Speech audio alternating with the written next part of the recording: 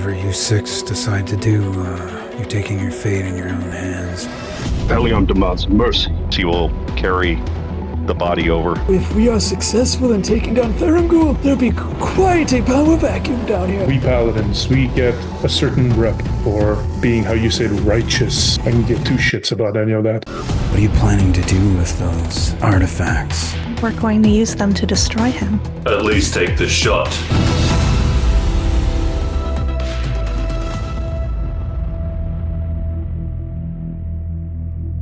Welcome back, everyone. We're just doing a little wrap up here, picking it up right where we left off from round 4, episode 3, part 3.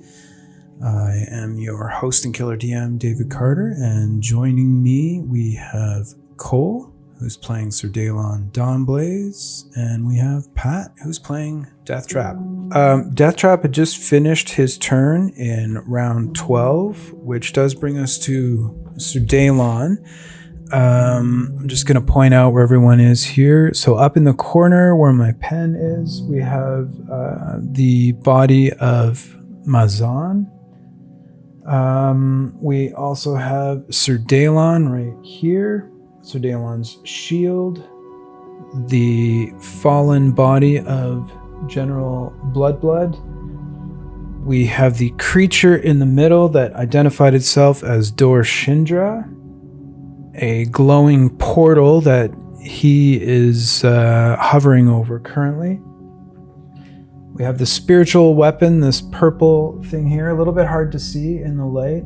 That was Shay Falconsong's spiritual weapon. We have Deathtrap here, and then the body of Shay Falconsong down here. The green gem is the saddle belonging to the summoned mount of Deathtrap. And it's barding. And it's barding, yeah, okay. Before we get going, any questions from the two of you? Nope. No? All right, Nope. Then I will hand the conch over to Sir Daelon in round 12. All right. Thank you, Dave. Picking up, he will turn to his fallen shield on the ground, bend over and pick it up using free object interaction, and then using his bonus action, he will activate it once again as the shield begins to animate, comes out of his hand, and then once again pulls up all the way behind his back.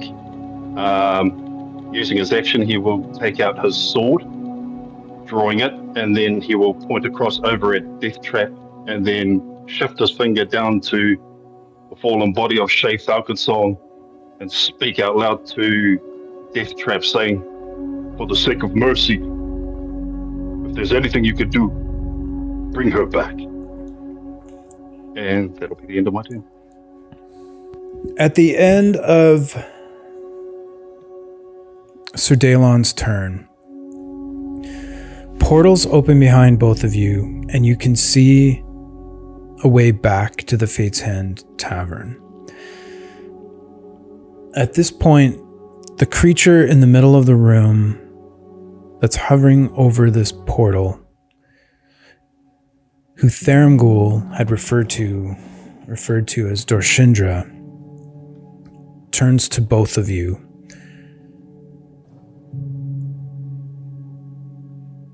and says, "What are your intentions at this point with regards to the deceiver and him sending you here?"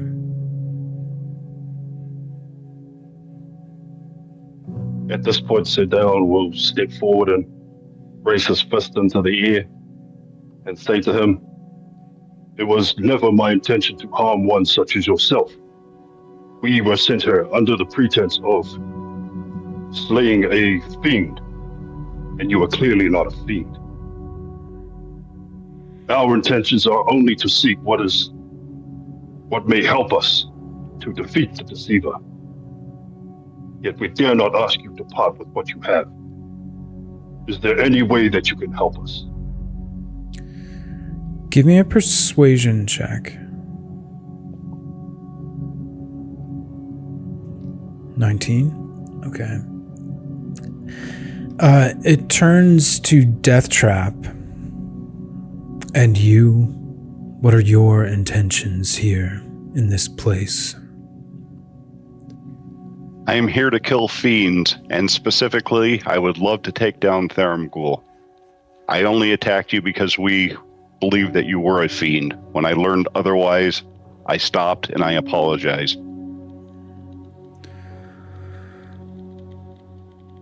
I understand. The deceiver is very clever at what he does. In fact, he is the best at what he does. I am glad you had the wherewithal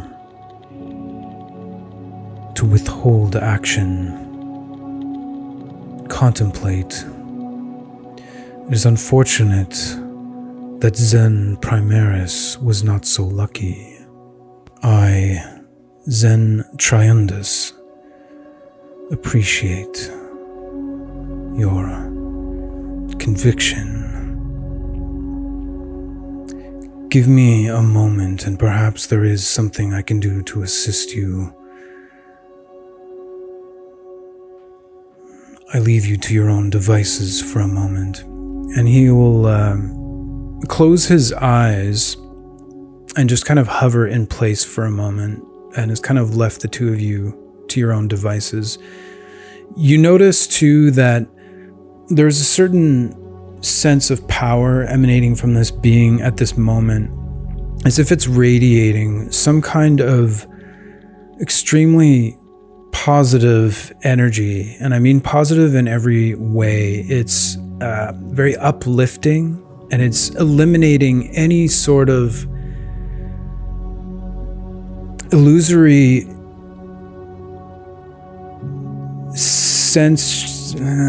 deception of the senses that would have been in place from when you initially landed here. You can see that the environment looks slightly different.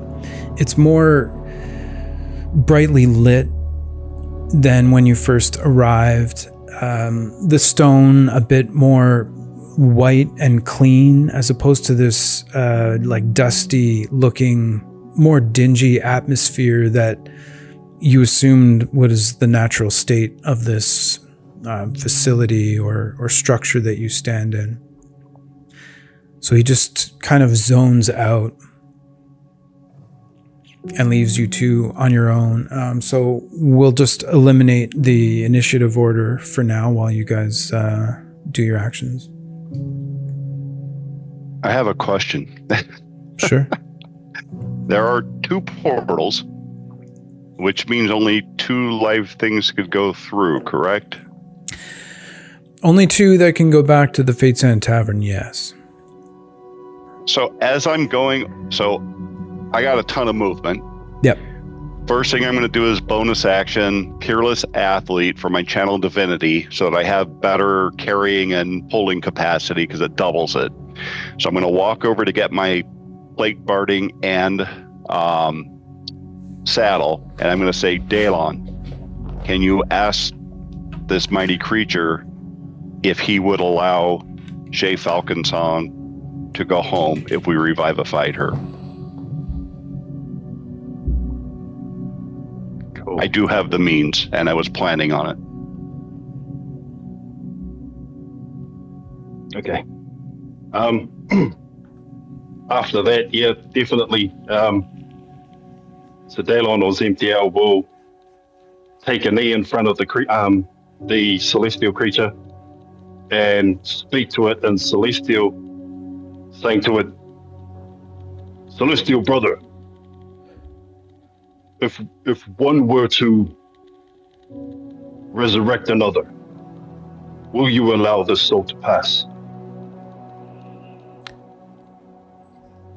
The short answer is yes, although I would like to speak to this one, should she be revived, to understand her intentions as well. There are options, And the fact that you feel strongly enough for one who just tried to kill you speaks volumes. Oh yeah, I can't even understand him. All right, I just got one little thing to add here. Well, actually, so he would say that in common, so that you both understand. Yeah. Cool. I believe she was misguided also. But I'm willing to leave her to your fate. There is certainly a place she could be taken for healing. And I don't mean just returning her life essence to her. He's going to be pulling out a scroll of Revivify, and he doesn't need to hear anymore. He's going to start casting the spell. It's on his spell list. He could cast that level, so there's no roll needed. Bring her before me, if you will. Get rid of that scroll. As this is happening, Xzen'Thiel will kind of pull the hood off his red-hooded cloak or cape, and he will speak once again in Celestial and say, "Forgive me for not introducing myself. I am Xzen'Thiel, a devout servant of Palion. And Palion demands mercy. Who am I to serve Palion without mercy?" Well met, Xzen'Thiel. And he extends his hand towards you.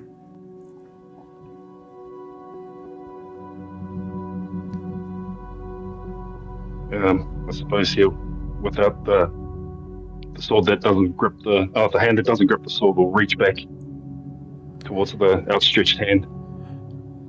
So as you grab his hand, a wave flows over you, and it's a wave of familiarity and nostalgia, brotherhood and love, as if the part of you that is Aasimar is rejoining into almost like a celestial ocean, if you will. Although it's very limited right now to Xen Triundus, you can tell that it would extend further if there were other Celestials nearby. You also feel a similar feeling emanating from this portal beneath him. I should say them.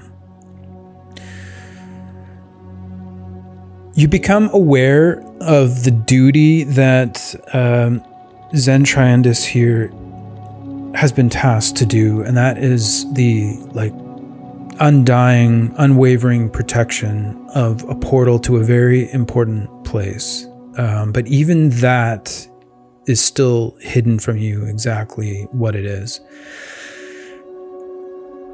You can tell that not only is he a servant of Palion, but he, in a way, like you, is part of Palion. But he's also been tasked by Ulra in this duty that he is to perform for essentially what would be eternity to a mortal here.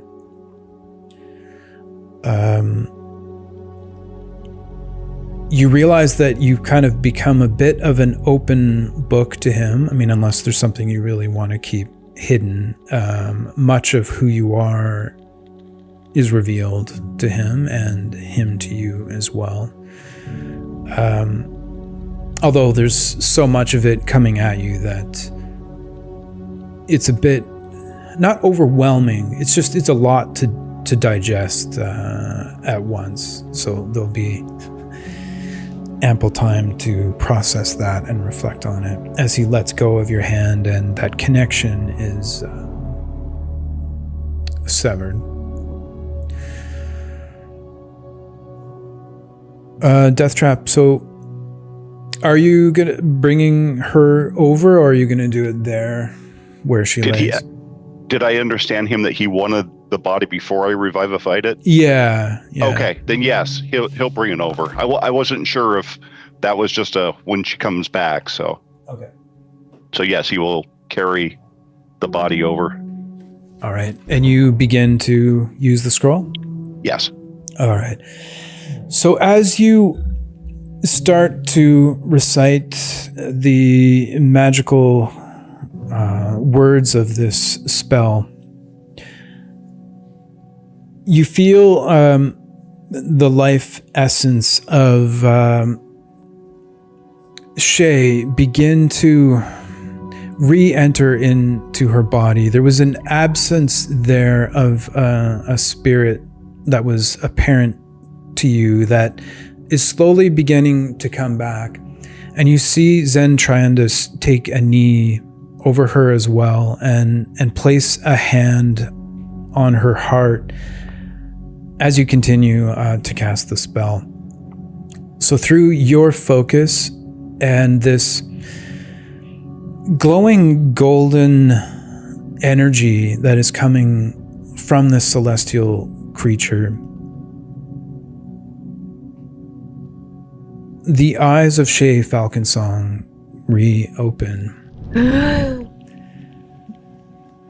So Shay, as you regain consciousness, you see Deathtrap standing over you, and the illusion of the fiendish creature that you initially saw when you entered this room has shifted to a celestial one. Shaved head, glowing eyes, glowing with gold, like smooth skin, well-muscled, bending over you with a hand on your heart. And as your eyes open and your senses return to you, he says, "Welcome back, my child." And he goes to support you as he kind of tries to pull you to your feet. Do you allow him to, or resist? I would allow him to. So he just helps you to stand and then just begins hovering once again over this portal as you are now standing there with Sir Daelon Dawnblaze and Deathtrap. As the Celestial is helping her up, Deathtrap's going to reach into his pouch and he's going to pull out the rag doll that belonged to Shay's child and hand it to Shay.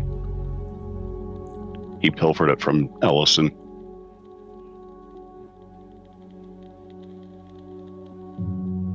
She would gingerly take it from Deathtrap. This was meant to be buried with him. And she's going to look up at the Celestial. My apologies. My apologies. She's very weak. There's no need to apologize, mortal. And you just see him kind of wince momentarily. You see his brow furrow slightly.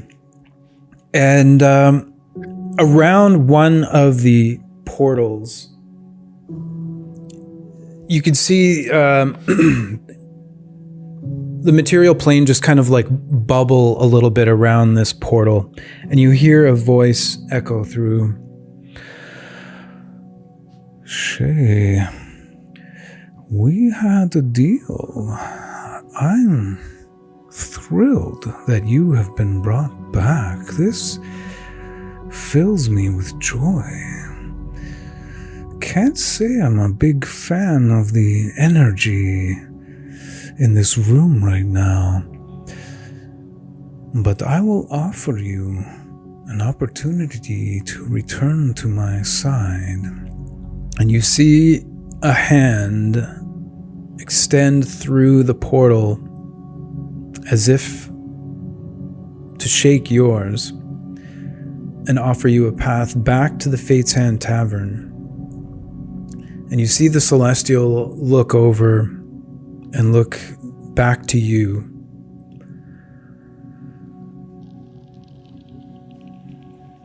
I can sense you are conflicted.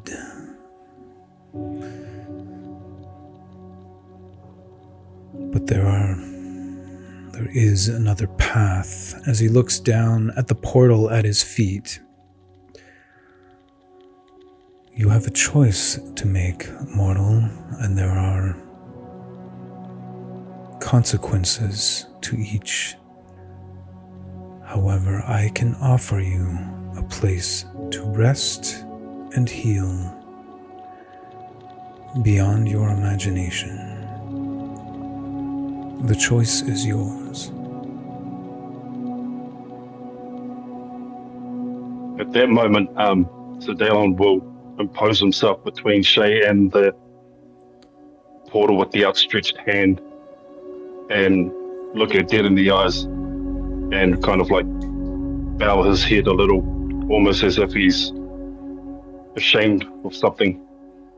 And he will speak to her and say, Lady Falconsong, I must ask you to forgive me for my mistakes earlier. Choices have been made, but some things can be undone. You may renounce the great deceiver. Destiny is calling. Choose.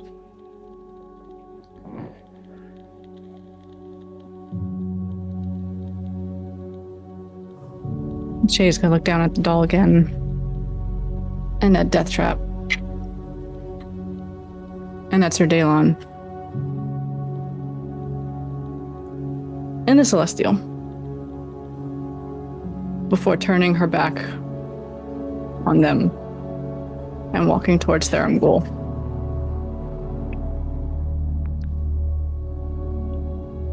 She will go up to him. We did have a deal.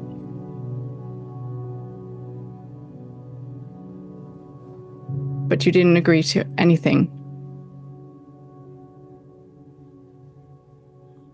Dregs and his son are still with you.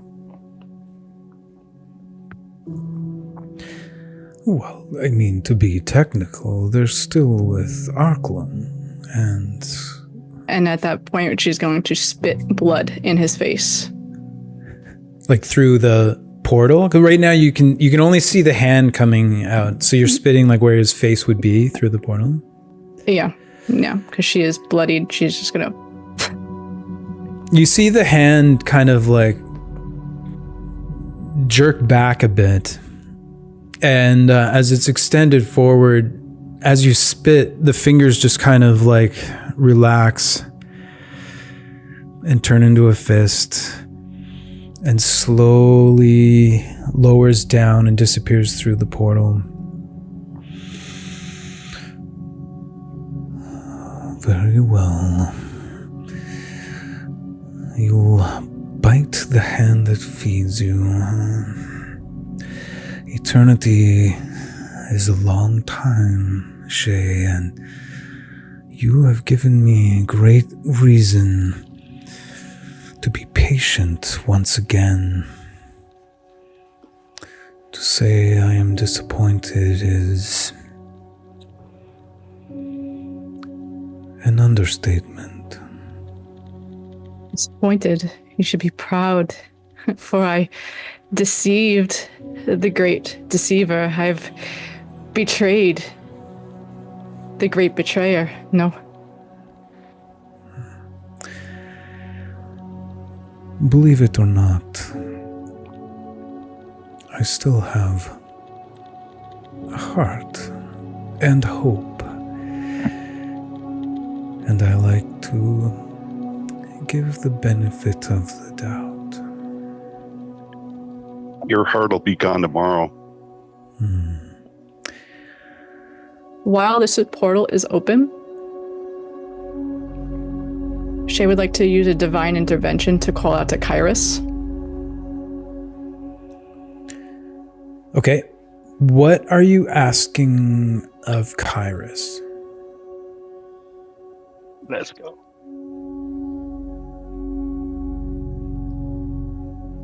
Word.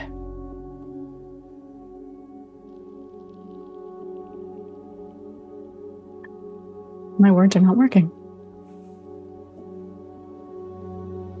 You've captured this fiend before.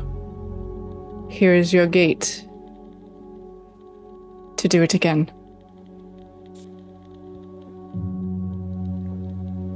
Okay, go ahead and give me a roll. 1. What's that? 1. Yeah.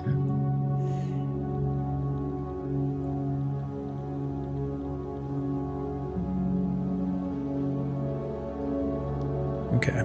And that was a Fate Sphere one? No, this was just my only cleric one that I Okay. am able to use.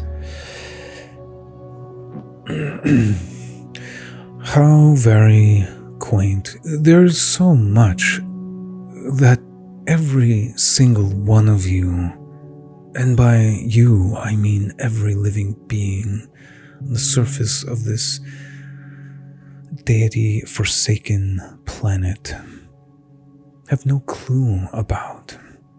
You think Kairos can come and help you just like that?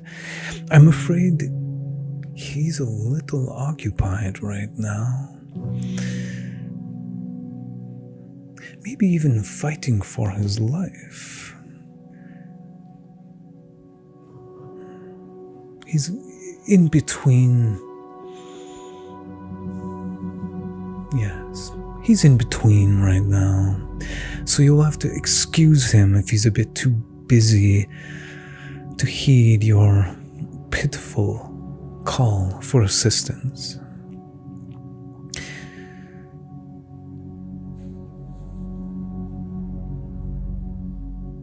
I am still here listening, though, Shay. And through me, we can reshape this world. You need me more than I need you. She's going to turn her back on Theramgul and walk next to Deathtrap, Sir Daelon, and the Celestial. Deathtrap will stand step kind of behind her, between her and Theramgul, which I know it's really not going to do anything, but it's just, he's going to anyway.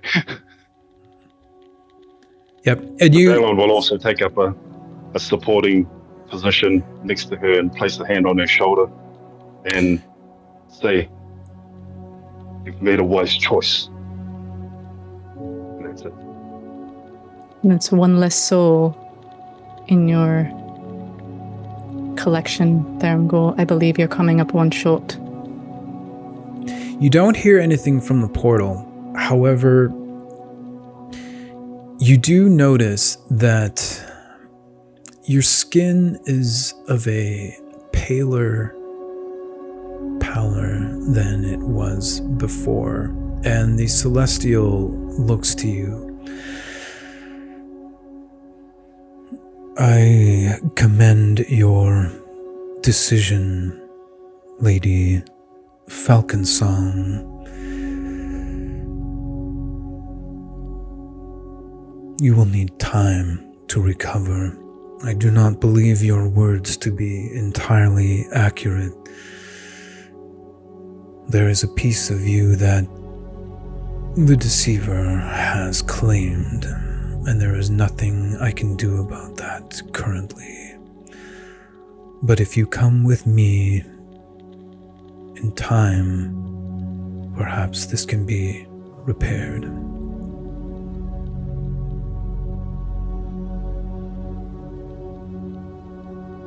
And he kind of floats back and descends the few inches down to the ground and stands to the side of the portal and holds out his hand for you and motions down to the portal beside where he's standing now.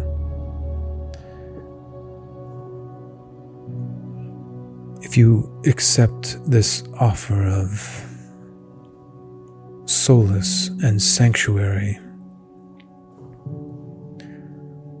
you will have to say goodbye.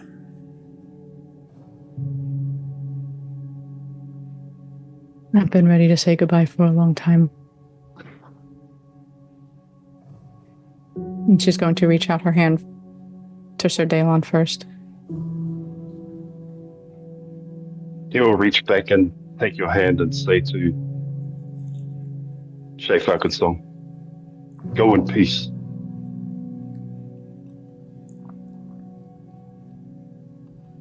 And she's going to turn to Deathtrap. That mouth is going to get you in so much trouble. And shake his hand as well. Deathtrap will take her hand and kiss it and say, I will see you in our next life. I'm sure of it.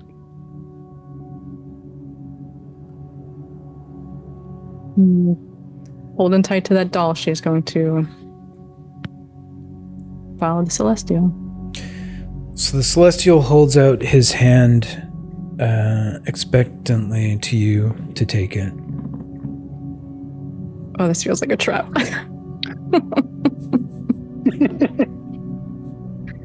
But she'll take it. And as you're standing on the portal holding this being's hand, you see that the ornate symbols that are floating around this flare up momentarily and then kind of settle down into the stone. And up through the portal, this silver liquid bubbles up and extends outward in like a 10-foot diameter underneath your feet. And he holds you with incredible strength and your own keeping yourself balanced as you descend down into this liquid. And as it passes up over your legs and waist and up to your neck and over your head and then finally your arm, Shay Falconsong disappears through the portal as it reverts back to what has been here all along.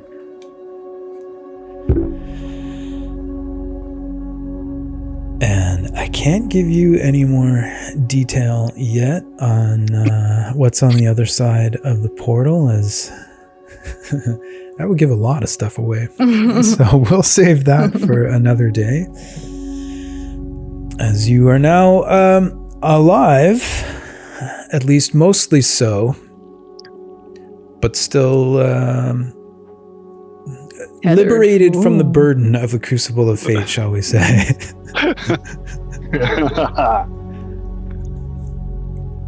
Tethered to Thermgul. Interesting. Indeed. Yeah. I like that. That's cool. I like that a lot. Okay. All right, quick out of character thing. So we just probably need like another 10 minutes or so. Are you sticking around, Deirdre, or do you have to do Yeah. Okay. If it's all right, I'll turn my camera off if you want me to, if that'll help. Totally up to you. You can keep it on if you want. It's totally up to you. I'll stay. Okay.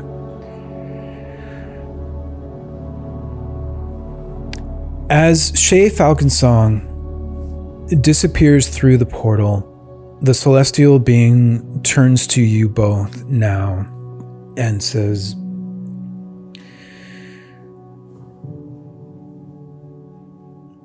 in my moment of reflection, contemplation, and communication a few minutes ago, I have asked some of my brethren to come here to me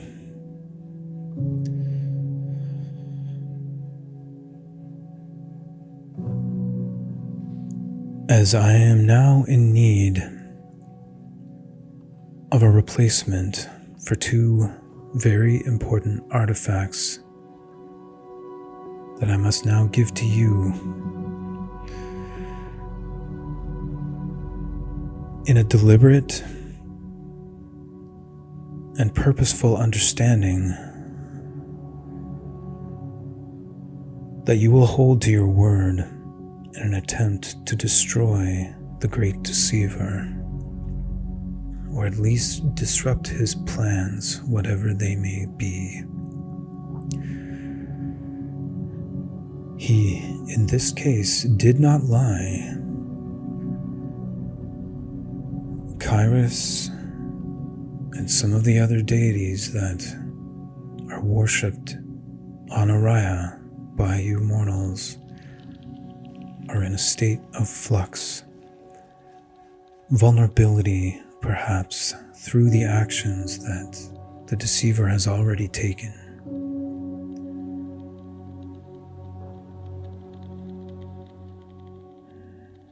He has managed to keep the details of his plans from all of us. So it is you too, Deathtrap, Xzen'Thiel, and the other four that stand with you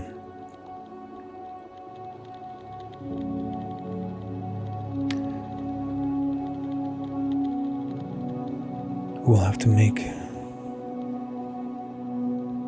important decisions on behalf of everything with a living essence on Araya. And to aid you in this, Deathtrap, and he looks to you and hovers down, walking down the stairs to you, Deathtrap, and you see on his hand, he pulls off a ring. And as he pulls it off, you can see now, as he extends it to you and offers it to you, it is a golden ring, and then extending like up your finger, if you put it on, are these golden wings that fold around as if embracing your finger. And they extend out of this glowing, curved, hemispherical amber gem.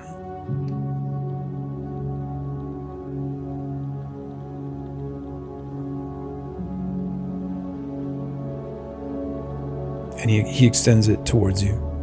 Yeah, he'll take it. As you take it, you feel a measure of protection and security and warmth and joy and reassurance flow through your body, coming from this golden gem.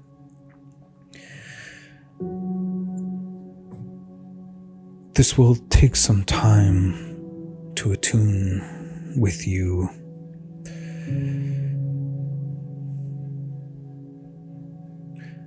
I suggest you put it on as soon as possible.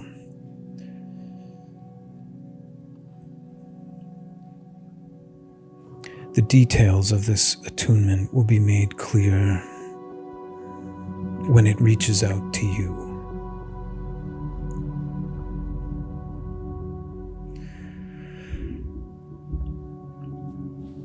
Sir Daelon.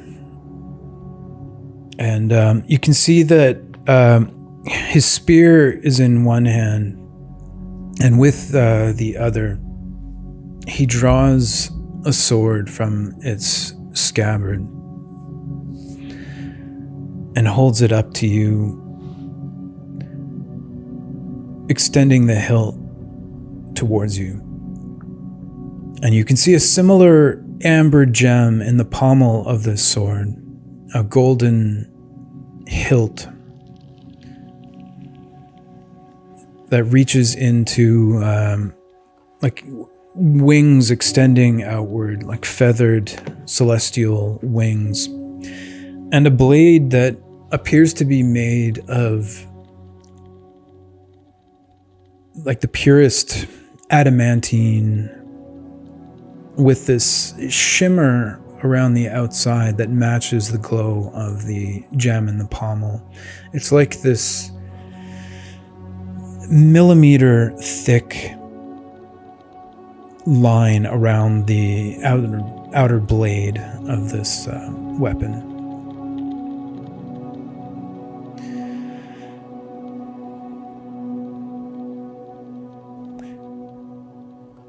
This has been my blade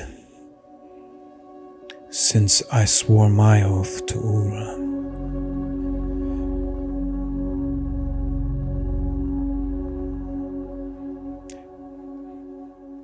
It appears now it would be more effective, perhaps on the offense as opposed to my defense.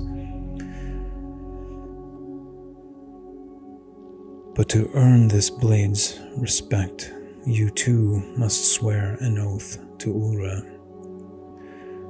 that you will do everything in your power to end the evil that the deceiver, whatever it is that he is planning for Oriah,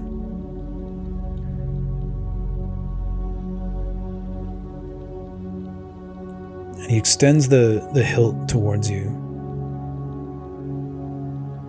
Cool. As he extends the hilt towards, he'll take his own blade and sheath it in the quiver behind his back. And then he'll lower himself down onto one knee and reach up with one hand and take the hilt of the blade, and then slowly bring it down and hold it up before himself, examining the sword for a moment. And then he'll look up at the Celestial and say to him, "It is with great honor that I accept this blade. And I swear this oath." And then he'll place the blade onto the ground before him as he's on his knee and say to the Celestial, "Speak the words, and I shall swear the oath." Xzen'Thiel, do you swear upon the name of Palian and Ulra that with every undying part of your being you will protect the citizens of Oriah, and with every last ounce of your strength you will put an end to the deceiver's plans? Do you swear it? On my very life, this oath I swear.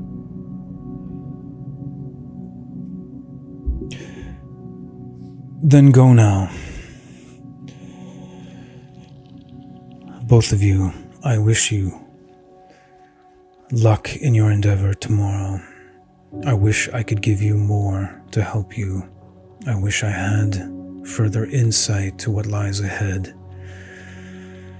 But to make it as far as you did,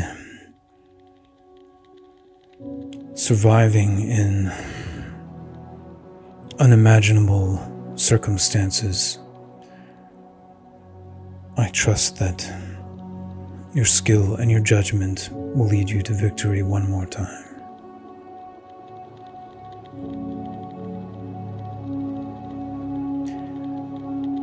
And with that, you find the world around you beginning to darken as you feel a bit of power from this celestial giving way, and now allowing the portals that lead to the Fate's Hand Tavern to grow closer to you and larger. If there's anything else you want to do before you get pulled back to the Fate's Hand Tavern, go for it. Deathtrap is going to take a knee and bow his head to the Celestial before he goes through. All right. Yeah. As you emerge back in the Fate's Hand Tavern, you see Thermghoul and Dregs standing there before you. Thermghoul seems to be fading backwards away from you very slowly as Dregs stands. And he just looks at the two of you and looks over to this open chest that's floating there. I'm going to take a wild guess and assume that you're not going to put those into my chest. Is that correct? Deathtrap starts laughing hysterically.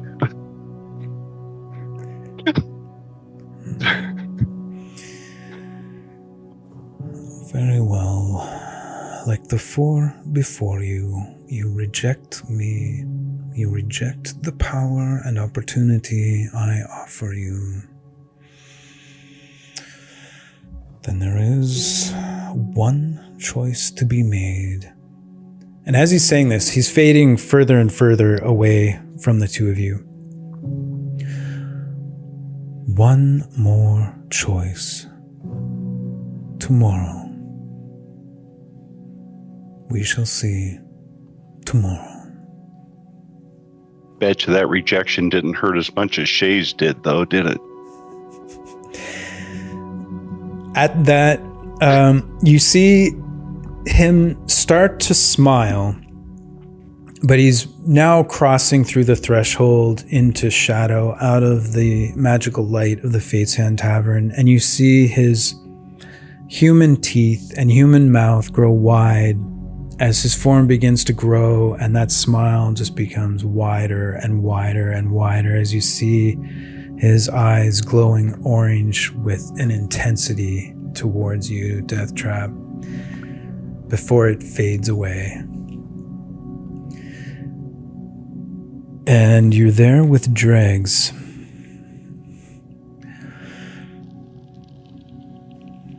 Well, tomorrow should be an interesting day.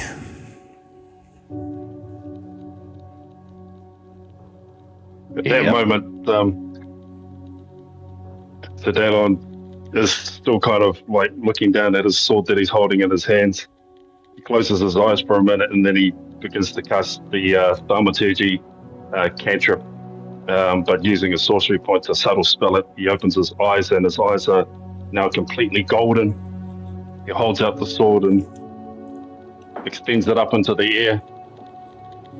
And then he looks down at Dregs and says to him, "Tomorrow dawns a new day. And with that, hope remains. The mortal plane is still in grave danger, but I will do as I must." Well, I might have to find a new job.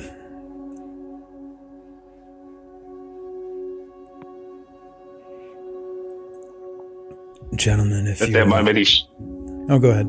At that moment, he sheathes his sword and just stands there staring at Deathtrap, walks over towards him and then just kind of puts his fist out, offering for a fist bump. And then kind of like stands back and folds his arms. Any last words for Deathtrap? No. He nods to Dregs. No disrespect to him. All right, gentlemen, if you follow me, I'll bring you to your room. And he leads you guys into the shadow beyond the Fate's Hand Tavern. And that's where we will end things here for tonight in preparation for April 12th. What a bromance.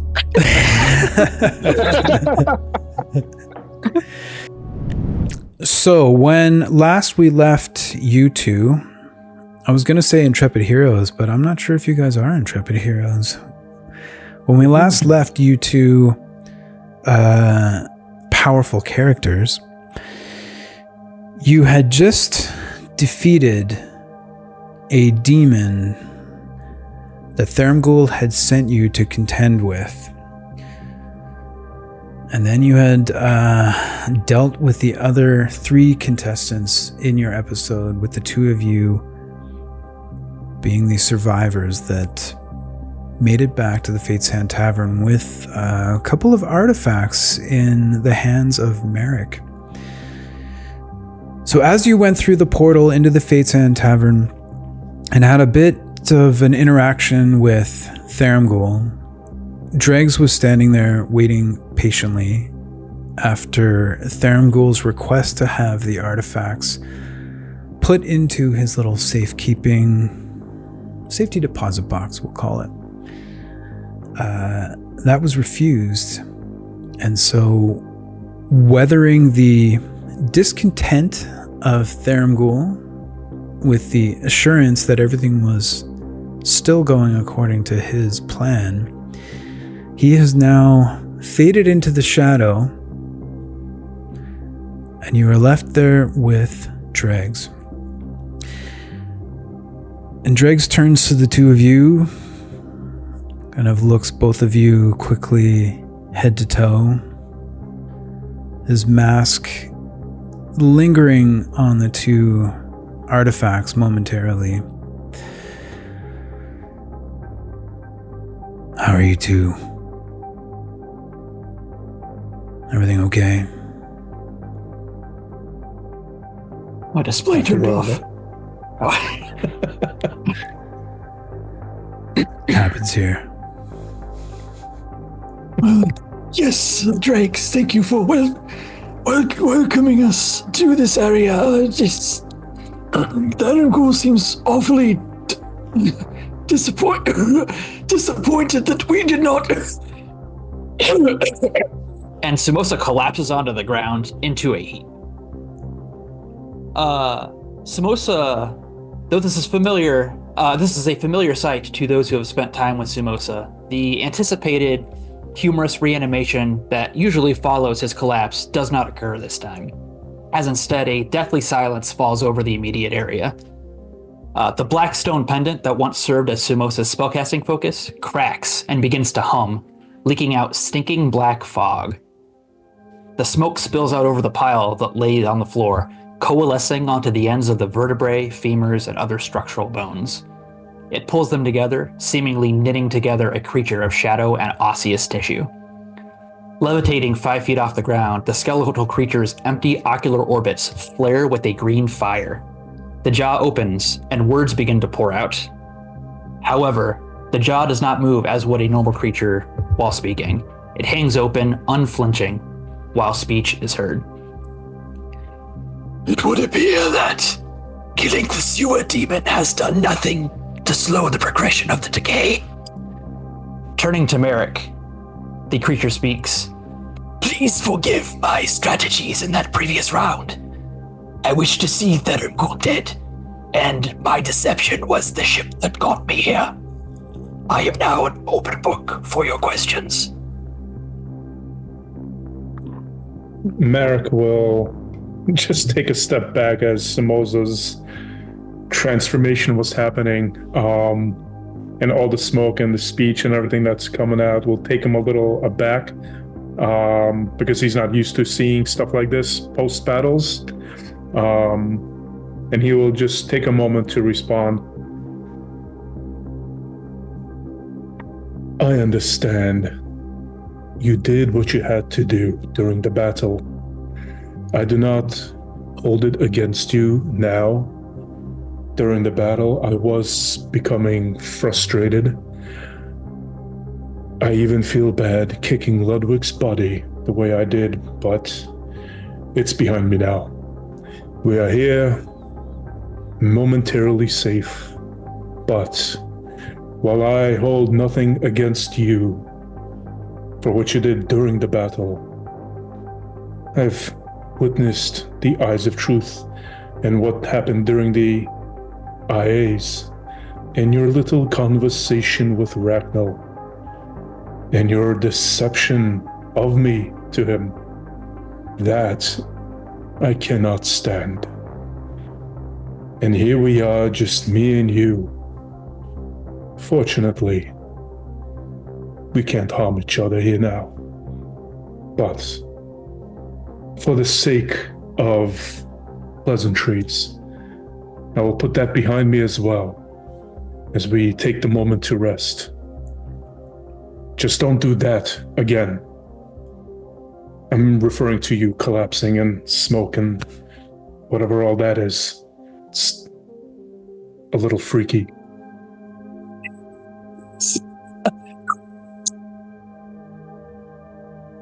I hear what you said. It's hard to speak without a voice box. I just noticed your thing changed. Background. Yeah. It's unfortunately cutting off the eyes, but his eyes are like glowing green fires. It looks really cool and creepy. And one other change that you guys notice as you're talking, you would have seen Dregs just slowly put his hand up to a necklace that he's wearing, and the kind of circular Fate's Hand Tavern area that you're familiar with, that kind of like fades into shadow on the periphery, shifts into more of like a square waiting room. It's still hard to focus on the definite features on, say, the far side of the room, but there are comfortable couches and some pillows on the floor. This is clearly an area for you both to rest. Is there anything you guys would ask of me? Anything you require? Big day tomorrow. Can you tell us anything about tomorrow? I wish I had something valuable to tell you, Marik.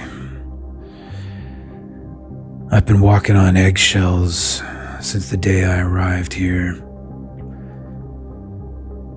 I've been trying to pay attention to everything that fiend has said. Take stock of the subtle politics and the not so subtle down here. But I can tell you with all honesty, I don't have a clue what cards he has up his sleeve, but I can guarantee he's got something.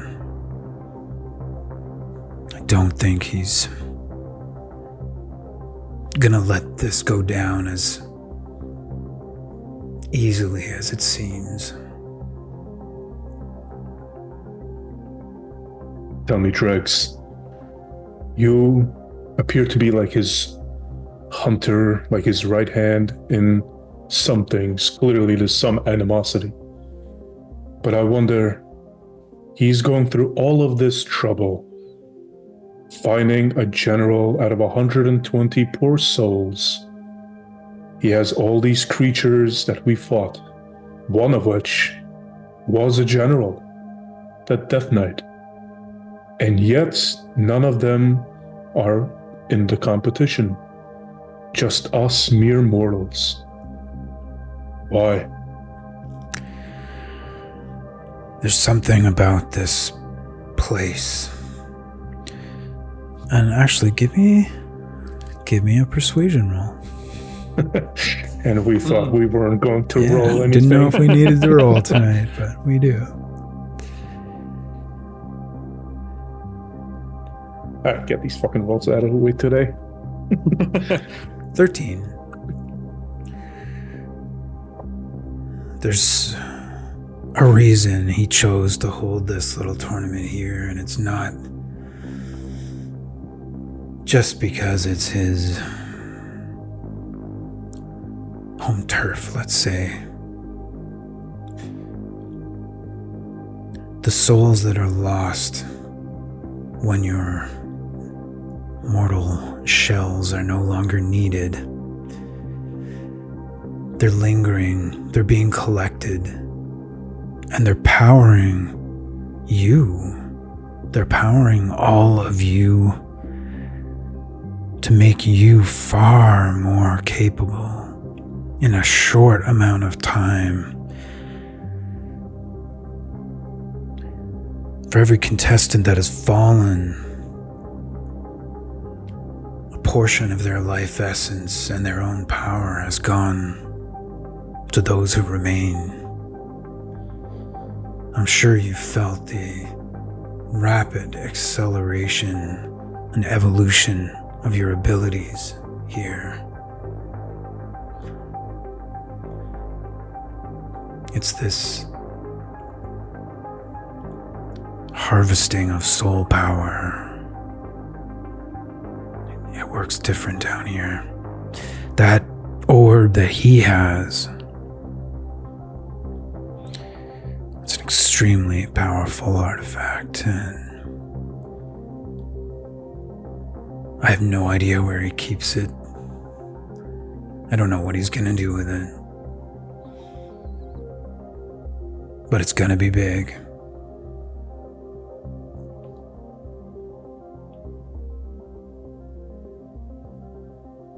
Long have I Oh, sorry, let me do that. Take a drink of water quick. long have I suspected that our own fate spheres were some sort of soul powering our abilities.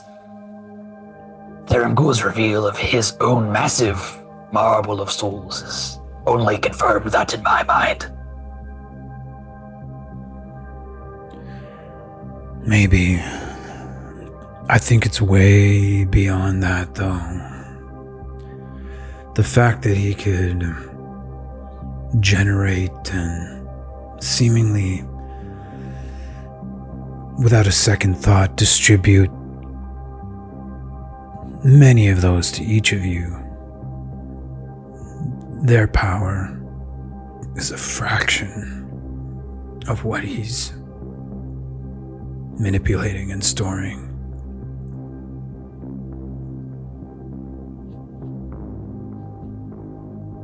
Marik, I think I'm quite confident in my assumption that come the day of the final event, the party as a whole will vote to fight Theramp's.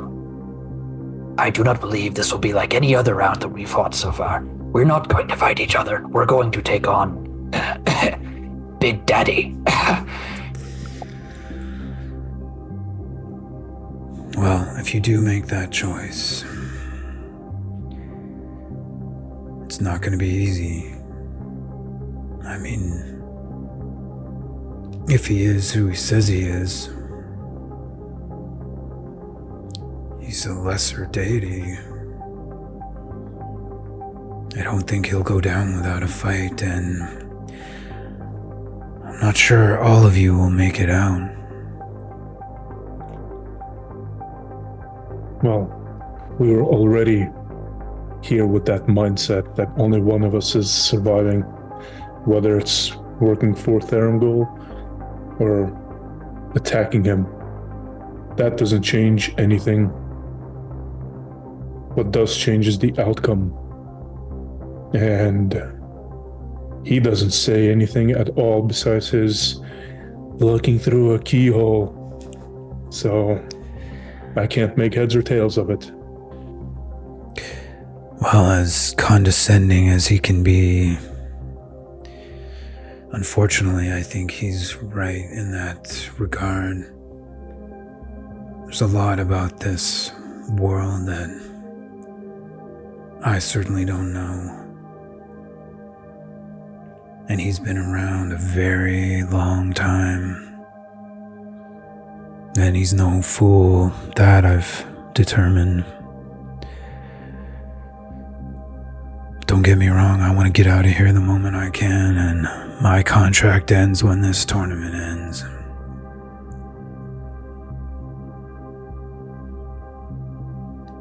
I believe there was... Hold on. I believe earlier, forget who it was that you spoke to, something, you have a loved one down here. Is that true? Give me a persuasion check.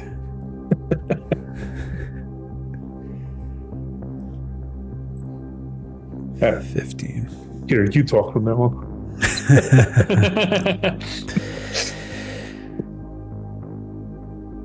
Yeah, not down here.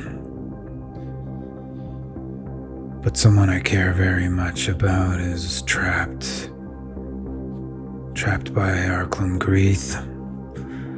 And it's Arklum who has been the master of my fate since the moment he got a hold of my son's soul. Just biding my time, trying to find a way to liberate him, it.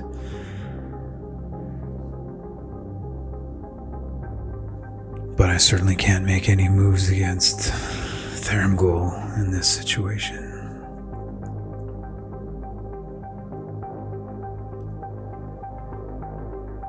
Are you kept by an official contract, Dregs? Yeah, I mean, I won't bore you with the many details, but I'm here to make sure things go to plan, that no one gets away, that the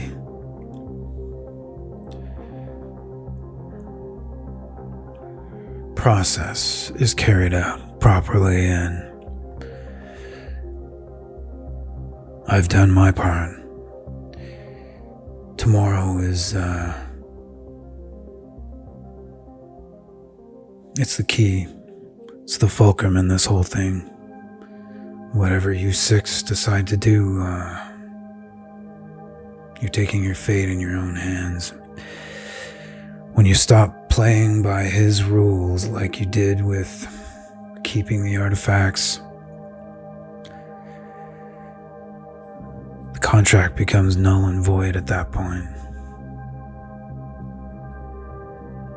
Which contract? Yours? Or the ones we've made? The one made between Ulra and Thermgul. The one that clarifies how much deities can interfere in this tournament. What happens with the souls when you perish, and a gamble on what the six of you would do, what the six finalists would do when it was either time to finally see things through to the end in a tournament, or take advantage of the power that's been bestowed upon you to try to chart your own course. I believe a wager has been made on what course of action you would all choose. It seems that we are already playing the spoiler to Thermgul. Perhaps we shall have some unexpected assistance in this finale. Maybe, but I wouldn't count on it.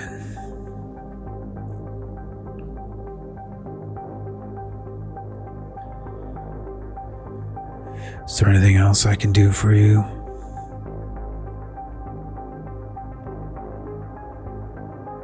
Thermgul mentioned, despite what you just said, that it was all part of the plan, us keeping the artifacts.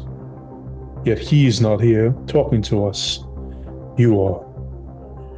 Begs the question. We keep the artifacts, or we gave to him, he would have said the same thing, that it's all part of his plan. And I don't expect you to know the answer of what his plans are. But given that some sort of angelic beings appeared when Andriel and Matt were tempted to give the artifacts over, something large is at play here. Does it have anything to do with whatever this general that Thurmgold needs will do?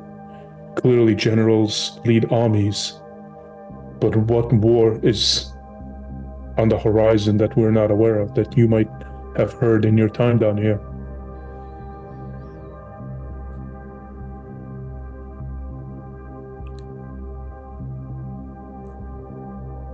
It's interesting working in the employ of the Great Deceiver. Because you can't believe a fucking thing he says. So even when I think we've had, I don't even want to say heart to heart, when I feel like he's let his guard down, did he? Or is he just manipulating me? I'm sure he's manipulating all of you. If he says things are going to plan, maybe they are. Maybe he's just trying to put you on guard. Maybe he's lying through his teeth and he's scared shitless. But don't take this the wrong way, but I don't think the 6 of you are enough to make him afraid.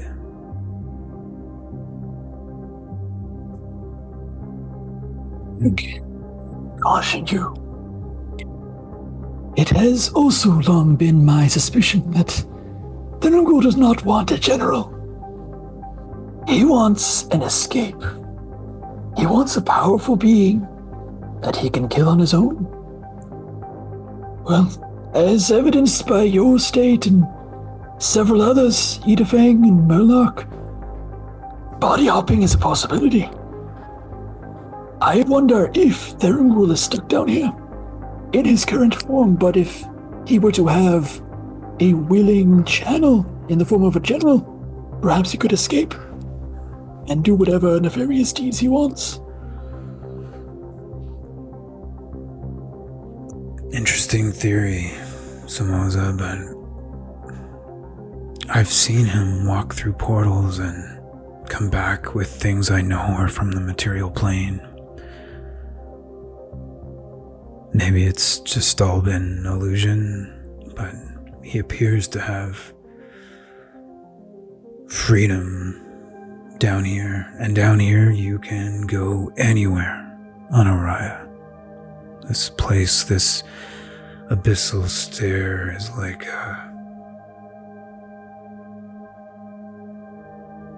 shadowy web stuck to the underside of the material plane. It's a shortcut to anywhere in the world.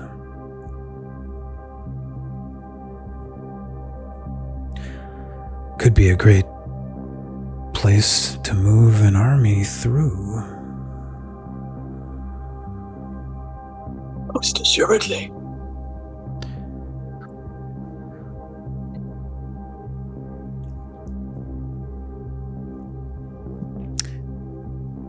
I believe that is all I have use of for you at the moment. Though I would say my discussion with Marik is far from over. Very well. Marik, anything you need of me? No, that's all. Is there something to drink around here? I'll see what I can do. Rest well, and good luck tomorrow. I'll keep my eyes and ears open. Help if I can. But we've been saying all along, like I've been saying all along, don't trust anyone. Only yourselves. And be the master of your own destiny, or kneel to fate's hand.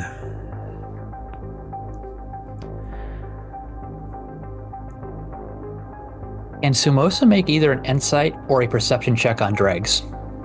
Sure, What are you trying to get insight on? Is this really dregs? Okay, give me an insight. Okay, pull up my character sheet. I would say, can I help him? But I don't know how me helping his insight. A stern I have look. proficiency in perception, not in insight. Can I roll perception? Sure, yeah. And am I able to use class abilities to do so? If I have them left over from the previous episode? Yeah. Okay. So I will use perception. In addition to a... Oh, darn it. Knowledge from a past life. Ooh, that was not a very good there. Knowledge from a past life is 1d6 that I can add to that d20 skill check. Okay. So that is a total of 17. In the event that fails, I can add an additional d4 from my magical talisman that I wear about my neck. Up to you if you want to use that. Yeah. Okay, go for it. So that is a 13 plus 4 plus 1. Oh, that's not so great for stacking bonuses. I think there's a total of 18. Okay. I mean, really, who is Dregs? He looks the same as like every time you've seen him. Maybe like a slight change of clothes here and there throughout the past 45 days, but the things that have remained extremely consistent and you don't see any differences in are his mask and the gear that he wears out, over his tunic, under his cloak. Does seem to be him. Does he make noise and does he leave footprints? He makes noise, yeah. I mean, he's certainly not trying to be silent here. He's just walking in a very relaxed manner. But if he's walking, if he wears a chain shirt, you hear the jingle of the chain. Yeah, but you can see that he's wearing leather armor. Okay. Yeah. Although it looks rather, not tattered isn't the right word, but it has a bunch of runes in it and kind of carvings. They seem to be arcane in some fashion, but yeah, his gear is making a bit of noise. And I know I think I only used one of them anyway, this whole campaign. Can I use Divine Sense on him to see if he's a celestial fiend or undead? Yep. You can. And I actually need to just check something. We don't need to roll anything. We don't need character sheets. Proved you wrong. Go ahead, though, and give me a perception check just to add to it. I know it's not needed for this ability, but it's always fun to roll dice. Oh my god, get these fucking rolls out of here. Okay. He does not register as any of those creature types.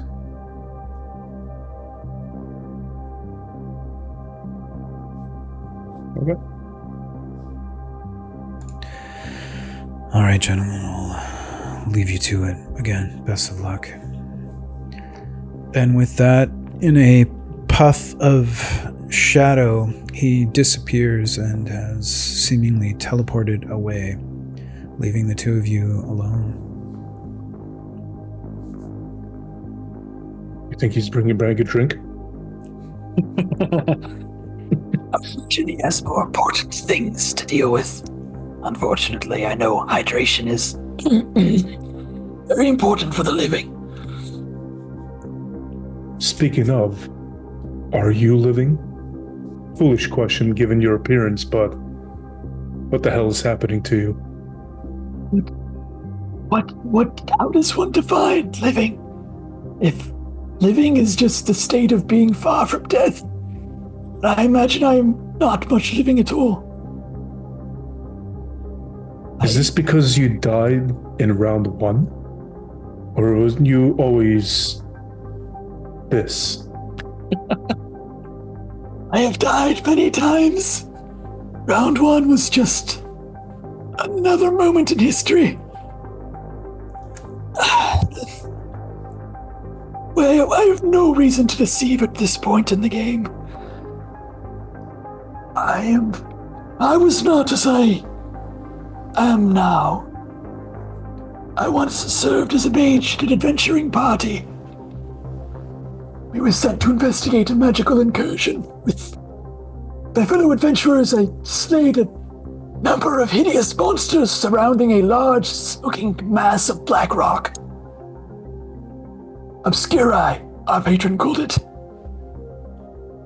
After the battle was ended, I, being the most trained in the arcane arts, began to investigate the object, and in an instant, I was mesmerized, captivated. I tried with every ounce of my being to resist, but I could not break the enchantment placed on me by the horrible thing that we were investigating. I watched in horror as my friends, screaming, fell to the ground. I witnessed evil incarnate as ancient alien magics tore soul from body. When I finally regained control, I found an amber gem in my hand. Though immensely beautiful, it was immediately obvious to me the awful power that it contained. For many years I've worn it about my neck, though through it I've possessed the ability to channel great power, but I could never quite silence the screams in my head. And it's really all I could do to put a smile on. They begged me for mercy constantly. They split my mind at the seams, imploring me to end their suffering, but I have no control over that. Joran, Nil, Lenric, Vega, Felix, Christoph, Alioth, Argent. The wails never stop. Even now it takes nearly all of my mental acuity to be able to conduct this simple conversation over the agonizing shrieks. As if that was not enough, well, a body cannot exist forever, and I had hoped that this current one would last a bit longer than it presently has. In my time in the Crucible, it seems that the rate of its decay has increased. This stone, He gestures to his necklace. once amber, now black, as the incursion that I was sent to investigate, grants me immense power. Yet it is an ever-present reminder to me the heavy cost of knowledge and power. My mental health is assaulted by the screams and wails of my former comrades, and my physical health no longer exists. My greatest curse is also my greatest power. You ask about my body. It is nothing more than this week's outfit. But I fear, should we not take down Theramgul and escape, it will prove to be my eventual funeral suit. I noticed in your transformation that you and I bear some similarities. Marik, if you are to remain in control of Dante's meat suit, you should take good care of it, or else you too will end up as you see me. Oh, I'm familiar. This is only the latest body I have inhabited. God, I don't even know how long it has been now. But no matter what body I possess, with whatever their lifespans normally would have been, it always falls back to what my original lifespan would have been. And thus I must transfer bodies again and again. But the bodies I take are my own loyal followers. One praxis gave me my mission. I had a lot of free time in between those assignments, so I created my Undying Wardens. a mercenary outfit. The rich hire us to do whatever they need to be done. And we take payment in gold or children. What better way to indoctrinate loyal followers than from a young age? And all of my bodies have been my followers willingly giving themselves over when my previous body begins to rot. I was hoping Dante would have had some of his father's vampirism, but alas, that gene did not carry over. I was hoping the vampirism would have paused a body's decay, but I have yet to know that. So Shay turned a little vampiric, and it got me excited that there was a fellow vampire, but she's now gone. Ultimately, Dante had a change of heart mid-ritual and escaped. I was stuck in limbo, and when he came down here under the belief that his father was somewhere amongst these eyes of truth, I latched along for the ride. Although everything that has happened, I highly doubt Virgil is up here anywhere, or down here, I should say. It's probably one of Theramogoul's deceptive agents tricking the poor, naive Dante into trading his soul to come down here. But I never made that trade. So Theramogoul may have Dante's soul in here now, but I still have the body. If I win, if I lose, at least my soul won't be in Theramogoul's clutches, and I shall see my Kara once again.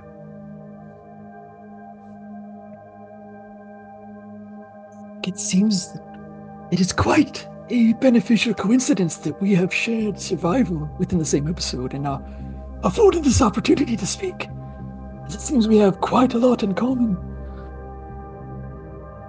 Yes, I do not think you were as interesting as you are. I do apologize, but that is nothing on you. It's just the high pace and the shifting of contestants. It's hard to focus on which ones are your favorites. But I'm glad I'm here with you now. Me offer a proposition to you. You have some amount of power in the material world, do you not? I do. What would you say to an alliance down here? I have something I'm working on, you might say. Do you mind sharing what that might be? You strike me as a man of power, a man of conviction, whether righteous or non. Someone who has perhaps some amount of means to get something done and perhaps a vision to push with those means. Let me just paint this picture for you as Zora might have done. He was quite the painter. What if you on the material plane were to suddenly have an army from the Abyssal Stair? You know, if we are successful in taking down Theramogoul, there'll be quite a power vacuum down here.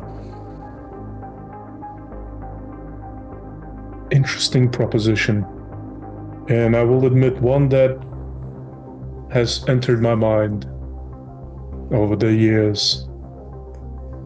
You see, while I follow my mission for Praxis and weeding out the corrupt agents that follow him, one thing has always bugged me. I have all of these loyal followers. Some might call it a cult, with how loyal and fanatic they are to me. And yet, no matter how much power and how many followers I gain, I will still be, quote-unquote, a man. But in all my years of research, Nowhere did it say there can only be 2 avatars for a deity. And your line of thinking of a power vacuum strikes close. Because my goal, not that one Theriumgul can offer me, was always to try to become the 3rd avatar for Praxis. But if Theriumgul is defeated, I have no interest in filling his power vacuum for Virillion, not one who I follow. So your alliance, while it seems to make sense, unfortunately does not align with my plans, so to speak. You dream a bit higher, do you say? That's all one has when you have years upon years upon years to dream. The dreams just get bigger. Let me guarantee to you that I know that firsthand as well. Can I count on your discretion with this news? I doubt any of the others would be quite as open to either of our life stories if they were shared in the open. I am good at keeping secrets. It's important when you have a secret cult. Yes, I imagine it is.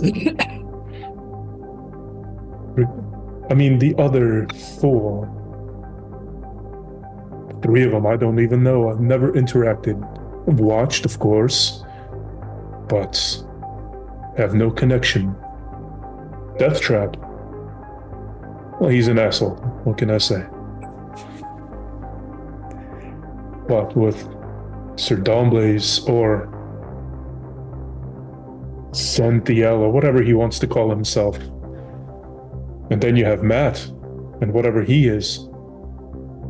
You know, we paladins, we get a certain rep for being, how you say, righteous and all that. I can give 2 shits about any of that. I don't impose my morals onto anyone, except for the one rule of being honorable. It's not really judgment for me to impose, but when someone's actions, dishonorable actions, I may add, affect me, I do take that a little personal. To offer my greatest apologies for that.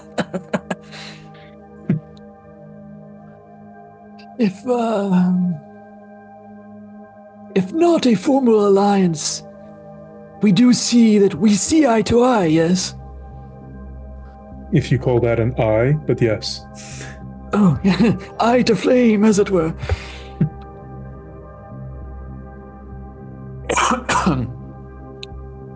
Water? Yes, water drinks. You guys see a decanter just on the floor with 2 crystal glasses. Ssumoza takes a drink and it just like drains into his open exposed rib cage onto the floor. Really, what's the whistle? I have another point of strategy to discuss with you. Should Theriumgul fall, what do you think would stop Sir Daelon Dawnblaze from turning on anyone else? Well, specifically, the undead mage and the morally ambiguous paladin. I've disappeared. Yeah, you keep doing that. Sorry, I accidentally trigger invisibility at times. Once Theriumgul falls, would you assist me in getting rid of Sir Daelon?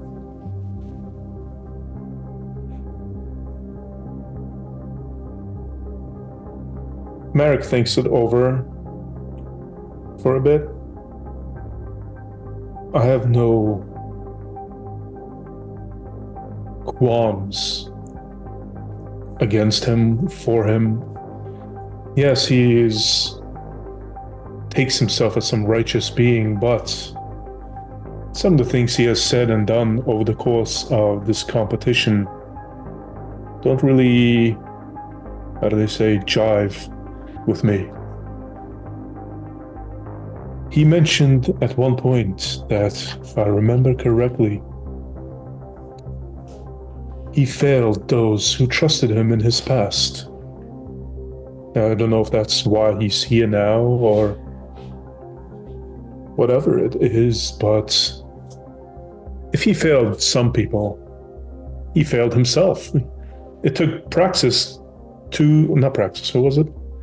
Palian? Well, someone. He came back. He's not as powerful as he claims to be.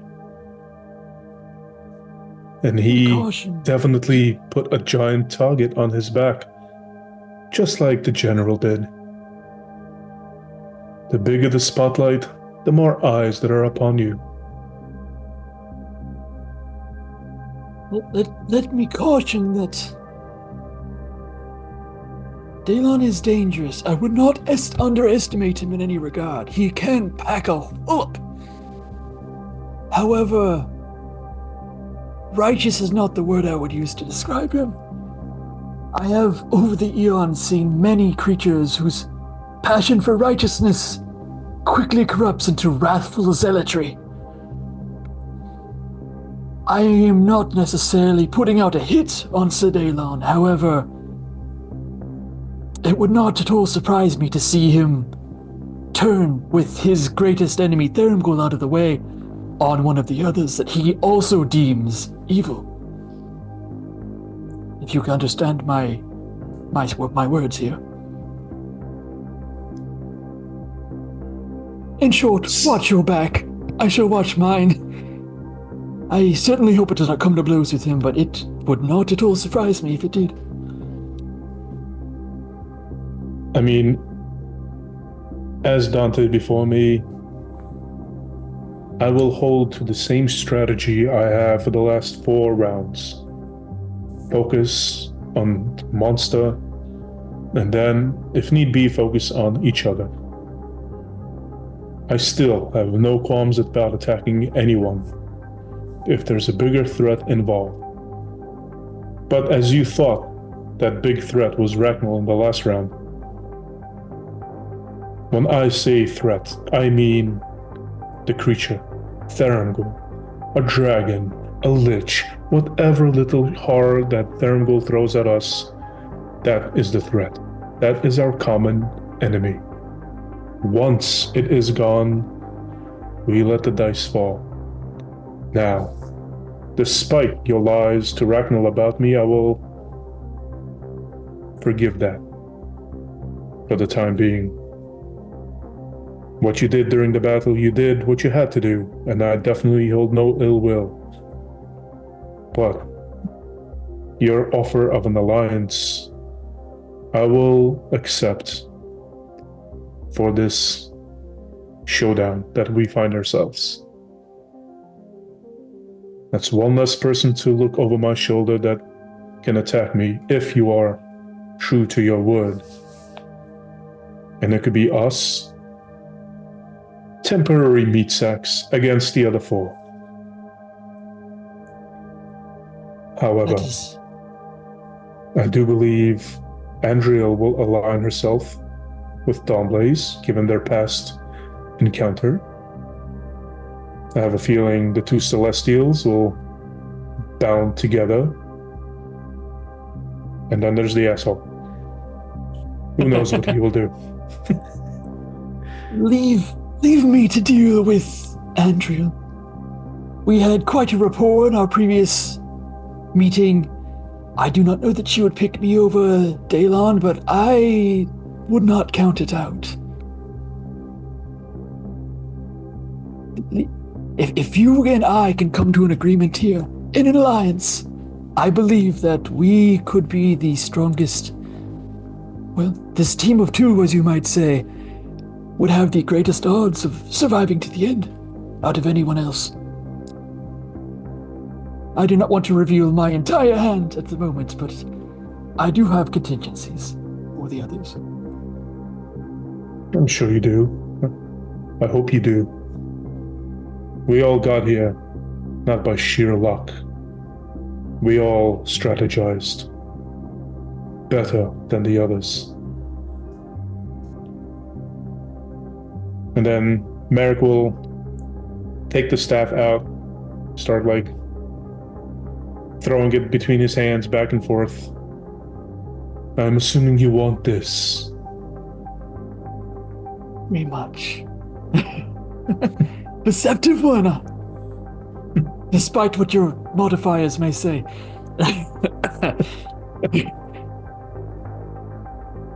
What do you offer in exchange? Let me start by saying Thurmgul is indeed the greatest threat, and us fighting him at less than 100% of our power would be a grave error. I do believe that we present our best odds with the staff in my hand. However, I would not be so inconsiderate as to conduct highway robbery and demand it for nothing. I have a bit of loot from the previous round I'd be willing to throw in exchange. And if we truly are in an alliance, it would best behoove me to make sure you are also as powerful as possible. He will begin. Drakes, do you have a table or something? Table appears before you. Perfect. Ssumoza will reach into like the bag of loot that he grabbed off of the people from the previous round, and he will take a vial of an oil of sharpness and set it on the table. He will take a potion of speed and set it on the table. He will take a potion of heroism and set him onto the table, and says, "Surely these would tempt even the greatest of adventurer. However, you're not the greatest of adventurer. You excel beyond a common one. I know you have these already." And he will reach into his pocket and take out a potion of superior healing and stick it on the table. He will take out a vial of purple worm poison and stick it on the table, along with a dagger. For contingencies. He will also reach in and take out a little coin. It is a feather token that can be made into a whip. It's essentially a spiritual weapon, but without needing to cast the spell. Do any of these tempt you? You had it right. Most of these I already have. However, didn't Little have a little cloak? little. He certainly did. Didn't he have a cloak that made it hard to see him? How about that? This is asking for quite a lot. We do understand that trust goes both ways. Perhaps if you were to table dregs, a second table.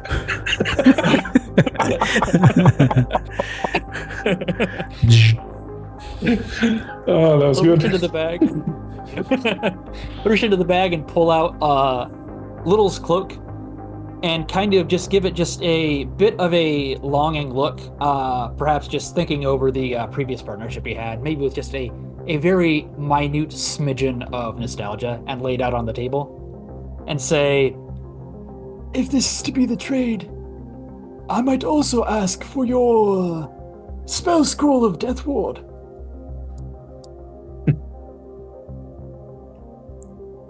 And Ssumoza will also put onto the table a horn of blasting. Oh, I never liked those. They have a tendency of blowing up in my face. He says, yes, and he'll take it off the table and replace it with a bag of dust of disappearance. Well, that would be irrelevant if I have the cloak, wouldn't it? Damn it, you're a perceptive one. He'll put it back in his pocket. Okay, yeah, the cloak. But, might I... Let me dig through my items here, see what I have. I could potentially throw something else in if you were to consider adding that spell scroll. How about this? I'll only take 2 of those items that you've laid onto these tables in exchange for the staff. The cloak and the potion of speed. Potion of speed for the staff. The potion of speed and the cloak of invisibility. Yeah. For the staff.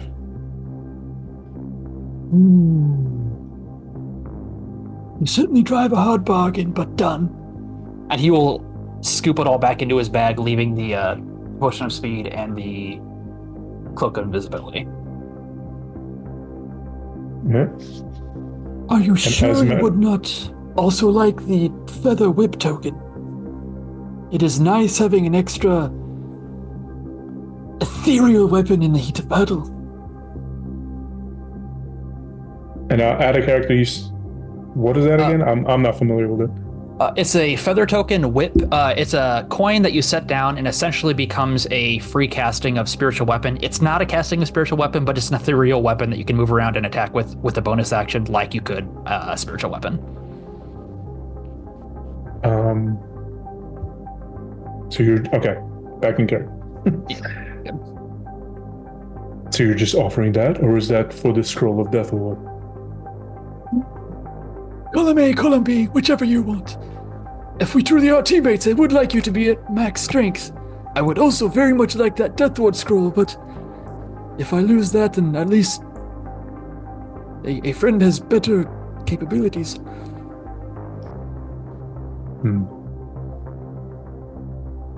I'll be honest. I kind of want the Death Ward myself. We are going up against heavy hitters, and I'll be in the front line against the majority of them should it come to that. So I would think having the Death Ward would make more sense on me than it would be for you. It'd change your mind if I told you that I have been studying my religious texts, and I believe I have found a way to bring healing. Would that change your mind at all? I do heal myself as well. But you cannot heal yourself if you are downed. Without trust, if I am downed, it would be in your best interest to get me back up no matter what. Certainly would. Oh well, I guess no extra spell scrolls for me. Just give me the staff. You can have the Cloak of Invisibility. And the Potion of Speed. Yes, both. Alright. And as Marik is tossing the staff back and forth, he'll toss it one more time to his hand and throw it towards you as he reaches for the Cloak and Potion. Ssumoza will go to grab it out of the air. Assuming it is actually the staff. You're like, joke's on you. It's a minor illusion. It's just a stick. Yeah, I can send you those stats later then. Now, one other request aside from this. As you can see, an orb doesn't do as much for me. But if you are to speak to Andriel, who currently holds the sword if I remember correctly, try to talk her into agreeing she has no need for a sword as a monk.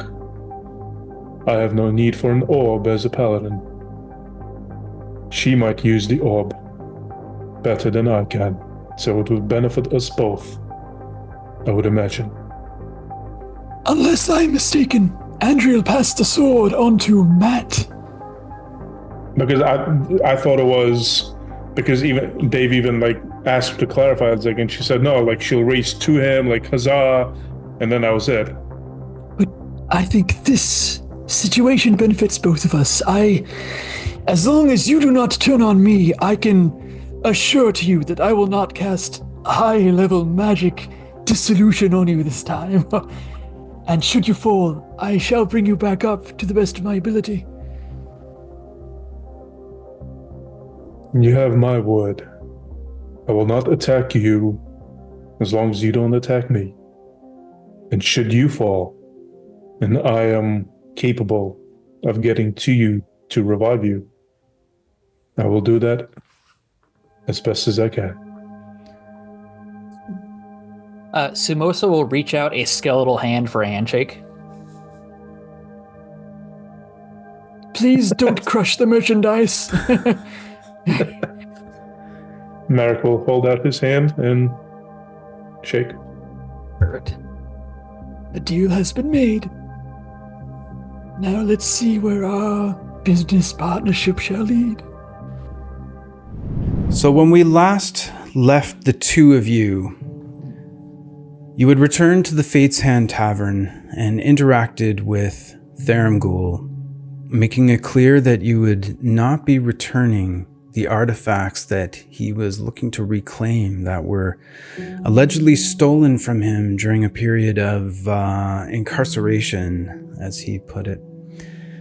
Instead, you decided to hold on to those, and although his discontent, I don't want to say rage, that's a strong word, was for the most part kept at bay, he left in a bit of a huff, leaving the two of you alone. After several moments in what could best be described as a sort of waiting room, you can see that there are the same elements of stone and antique wood with some ornate decorative elements to it. There's still that similar torchlight coming from magical sconces that align the walls at the exterior of this circular room. And as you stare at the walls, every once in a while, you just see them kind of like shimmer slightly, and wisps of shadow or smoke seem to be emanating all around, no matter where you focus your gaze. But for the most part, although hazy, there's this semblance of a waiting room. There's leather couches. You can actually see that there's a table and a decanter of clear liquid. You assume it's water, and some pillows on the floor. And at this point, in a puff of shadowy smoke, Dregs appears before both of you. You see him in his normal attire, a dark hooded cloak, like a dark gray, lots of like tears in it. It looks well worn. You can see various coils of rope and daggers and some pouches around his waist. But the most striking feature about this individual, of course, is this grotesque metal mask that he wears, which seems to be like a side of his face looks almost melted, as if the flesh is falling from the bones, and you can actually see down to the it's carved to look like muscle and bone and tendon. And he looks up at the both of you, hands behind his back. So you made a bit of a decision today. Boss is a bit upset. What are you planning to do with those artifacts? We're going to use them to destroy him. At least take the shot at him. Would you like to join us? He looks at you, Andriel, with what you presume is an intensity behind that mask. His head doesn't move as he's looking in your direction.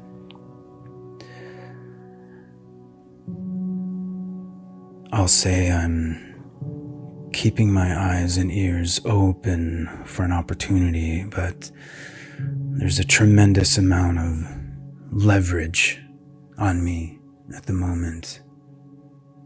My ability to interfere could put my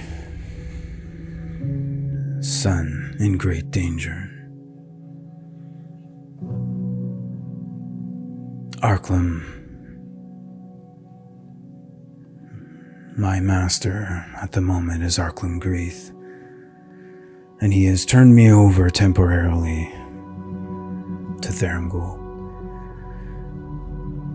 But I'm always watching. I have to warn you, though. Been around here a while. If Therampgul has put you in a position to have these artifacts and has not come to tear them from your hands, there's probably a reason. Just be cautious.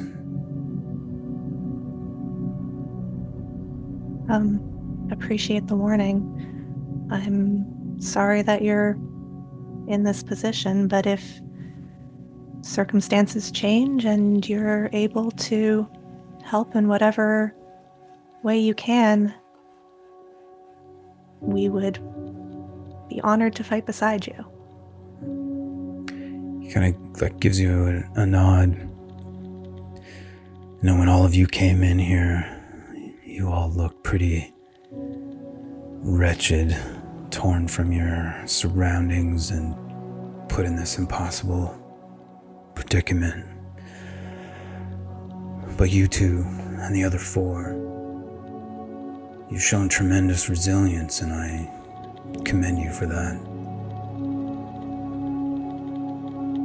No matter what happens today, let me do that again. No matter what happens tomorrow, it's going to be big, it's going to be meaningful, and it's not just your lives that are on the line anymore. I wish I knew more and could tell you more, but Therampgul tends to keep his cards pretty close to his chest. And even if he was to tell me, that fucker's probably lying anyway. Well, Dregs, the chance has come for the puppets to try and cut the puppet master. We shall see how we go. Well, I wish the 2 of you good luck, but I have to reiterate my warning. Don't trust anyone. No one. You may think that you've earned yourself the respect of the others in here. You may think you've earned Therampgul's respect. You may think you've earned each other's. But you can only count on yourself. Just remember that. All right. On that positive note, is there anything else you need before tomorrow? Andriel's gonna drop and start doing some push-ups. All right, apparently not. If you need anything, just call out. I will not be far away. I do have to keep my eye on the 6 of you. How are the others doing? Much the same as you. Uncertain. Filled with contempt. Not wanting to be here anymore. Dregs, if I might ask, if we should fall, would you look after Veronica?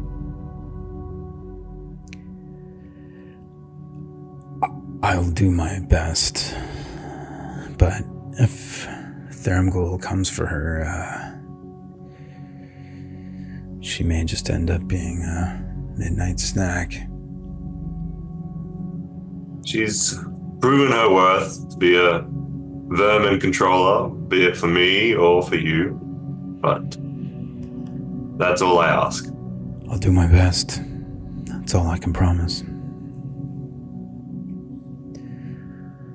All right. Good luck.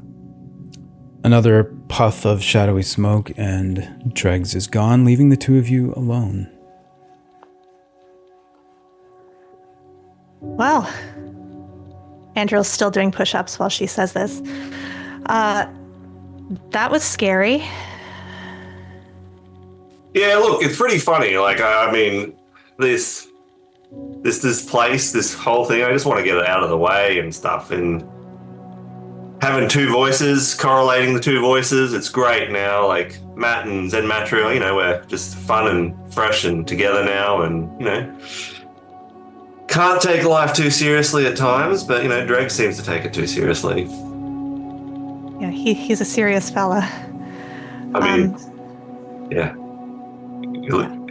You have someone with a knife over your son, I can understand that. I don't know what a son's like, but, you know, if someone was doing that to Veronica, I'd probably want to kill him. Totally fair. I get it. But you're doing okay? Like, up in your head, everything's good? Yeah. We're one now. Matt, Xzen'Triel, like, we just refer to each other as Xzen'Matriel, whereas you guys can call me Matt for short. Okay. And, you know, I like to do the voice change, just throw off the host and the mostest. Yeah. Keep them guessing. I like that. What are you thinking about our potential companions in this coming battle? What are your thoughts? I think we got a solid ally in Sodalon, or whatever he's calling himself now. I don't know. We'll see that. But the other three, I'm not so sure. Definitely not sure about Marik. We'll see. He seems like a gun for hire, and Thurmgul loves to throw out ways to try and corrupt and change people. So we've got to be careful about him. But yeah. Yeah. You know, Marik's the only one who I haven't fought with yet since being here. And I agree. I think he's a little bit of a wild card. But I wonder if there might be a way to draw Dante back out. That might be playing with fire, and we don't want to piss him off too much. I think the best thing would be not to turn your back on him while we are fighting the real threat. I agree. I don't want to piss him off. But I think if Dante's in there, then maybe giving him a reason to show himself and take control. Who knows? We shall see. We shall see. We shall see, for sure.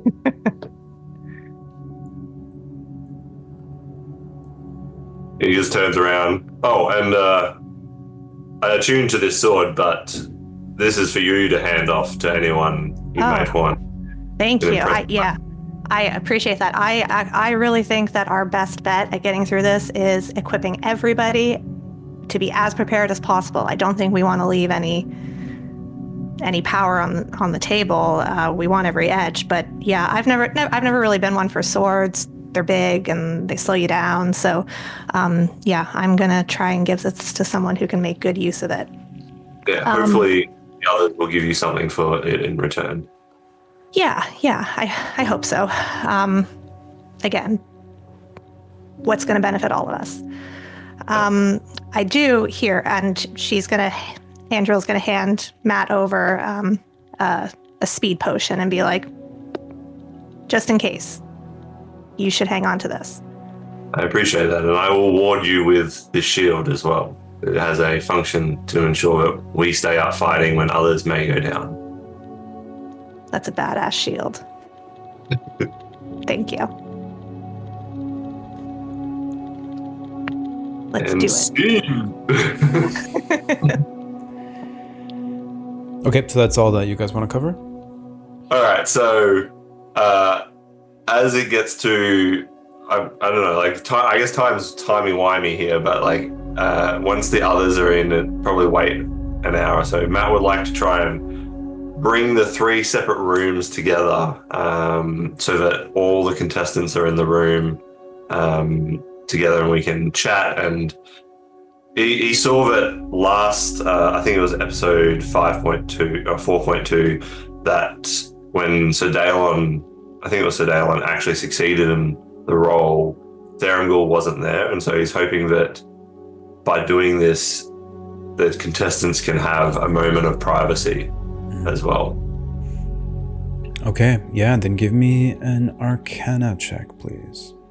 Okay, so using the spell Enhance Ability with, I think it's Owl's, no, it's not Owl's Wisdom, it's the one which gives you advantage on intelligence checks anyway. So I will be rolling this at an advantage, and having just leveled up, one of the things I took is, and as role-playing as part of Xzen'Matriel's Awakening, he has gained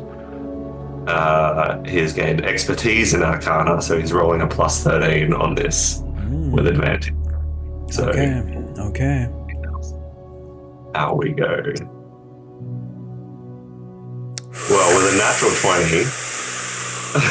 20. Ooh, man, nicely done. Okay. As you're standing in this waiting room with Andriel, you begin to concentrate on bringing the 6 final surviving contestants together without Thranduil being present. And as you begin to concentrate, this wave of calm kind of flows over you, and you go into this like Zen state, and you feel your own awareness mix with that of Xzen'Matriel as you guys come together in like this harmony. And as you reach out, you realize that everything around you is fabricated. It's all an illusion. Perhaps nothing down here is real. And as that concentration continues and you start to look at the wall, and these thoughts go through your head quickly, like, oh, how real is it? Is it actual stone? And as your thoughts are just kind of, although they're organized, you can't help with the initial wave of intrusive thoughts that come in. And with each thought, it becomes reality. So for a moment, the stone becomes very clear and all the shadow and smoke disappears. Then you imagine the room being gone, and you and Andriel are just left in darkness. And from that point there, what do you imagine, Matt? I feel like Matt would imagine a tavern, but a proper human tavern, where it is bright, it looks like sunlight is streaming through the windows, even though they're fake windows. Just this hearty place to be, where every adventurer has been and seen and enjoys and has fond memories mostly, but with a well-stocked kitchen, a well-stocked bar, but and in the middle is just a round table with 6 chairs, and Xzen'Matriel would be each chair would be what he thinks would relate to each person. So for him, it's not a no-nonsense chair, but just a plain wooden chair, whereas for Sir Daelon, it is just a stone tablet where it's no nonsense, and for Andriel it would be a light frame chair which is just in very fine wood, as if a tree has been shaped into a chair. Whereas for each one of them, I'm not going to go through 6 chairs because I don't have the imagination for that beyond. But just a wholesome place where you actually feel like you can take a rest, whilst also everyone is coming together. And maybe it's in the form of he's heard of these mythical people. Maybe there was a story once of someone like King Arthurel and the round table and something. Not that those people exist, but it was a story time adventure. And so he wants to bring everyone around this so that we're all equals whilst having a fun time. And the bean bags are still in the back so people can relax. Okay.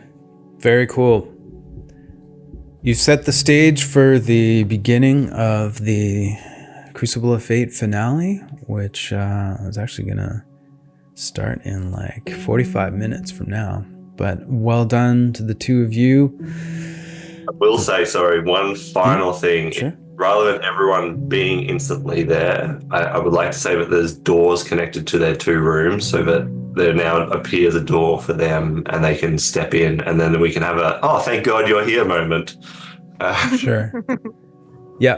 And one thing, which you said it, and it's been playing in my mind a little bit, when you said that all things are fabricated here. I don't know if there's going to be a separate role to this or not, but I, myself, and Matt, as part of it, has had a small concern that because everything is fabricated and everything gets created, that all the items we've purchased from the gift shop actually don't exist. And he would like to, maybe in that time where he's fabricating, actually see about the things he's holding, and that if they will remain or if they can be removed, like dispelled. Okay, give me a insight check. All right. That's pretty good. 26. You get the feeling that they are in fact real. Yeah, and they will remain.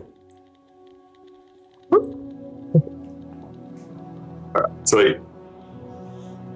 That was my one, like, as an aside, my one thing where I was like, wait, if this is all fake, Darren was just like, well, guess you're all fighting in your fucking underwear.